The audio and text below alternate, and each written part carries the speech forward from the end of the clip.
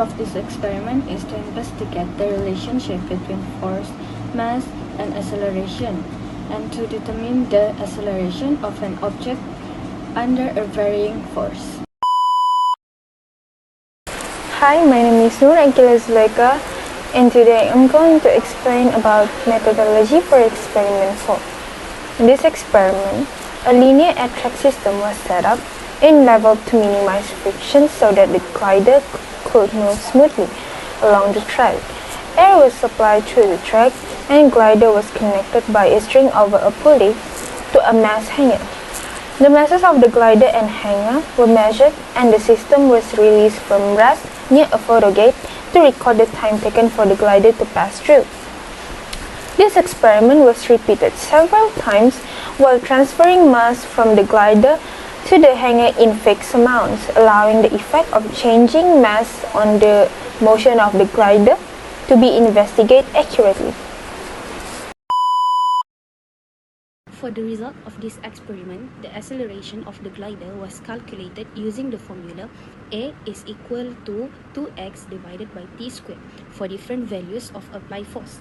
The force was obtained from the weight of the hanger and slotted masses using F is equal to mt2 times with g. For the analysis, based on the data, a graph of force versus acceleration was plotted. The graph shows a straight line trend, which indicates that force is directly proportional to acceleration. These observations agree with Newton's second law of motion. From the graph, the gradient was found to be 0.24, which represents the total mass of the accelerating system. The uncertainty in the gradient was calculated to be 0.16 using the maximums and the minimum possible gradient. When comparing the experimental gradient with the calculated total mass, a percentage difference of 34.15% and a percentage error of 41.18% were obtained. This error is likely due to factors such as air blower power, air track friction, and inconsistency in the launcher button. Overall, although there were experimental errors, the results still support the relationship between force, mass, and acceleration. For discussion, this experiment aimed to study the relationship between force, mass, and acceleration using an air track and a glider based on Newton's second law of motion. The air track was used to reduce friction so that the glider motion is closer to ideal condition, allowing the relationship between force and acceleration to be observed more accurately. From the result, the acceleration of the glider increased when the applied force increased. This was done by adding more mass to the hanger, which increased the weight and hence the net force acting on the system. As a result, the acceleration increased, which supports Newton's second law. However, the result did not perfectly follow the theoretical trend due to experimental errors such as residual friction on the air track, fluctuation in air blower power, and inconsistency in the launcher button. To reduce this error, the air blower power should be kept constant, the air track should be switched on earlier to remove dust, and the launcher should move smoothly.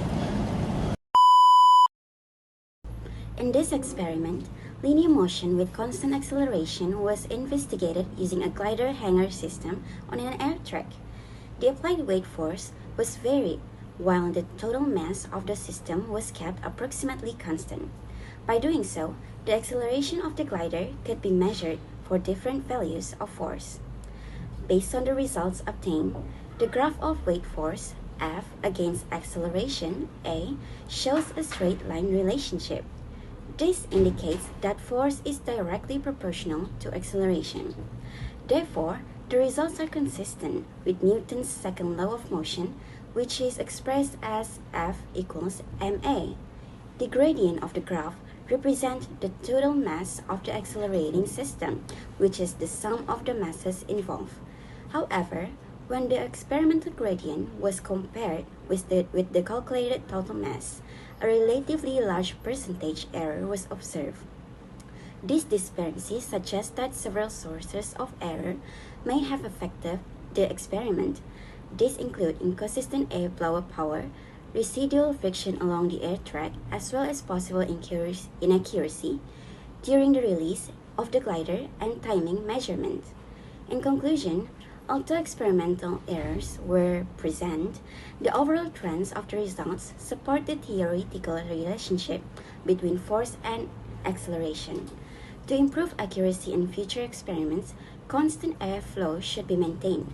The air track should be kept clean and level, and more precise timing methods should be used.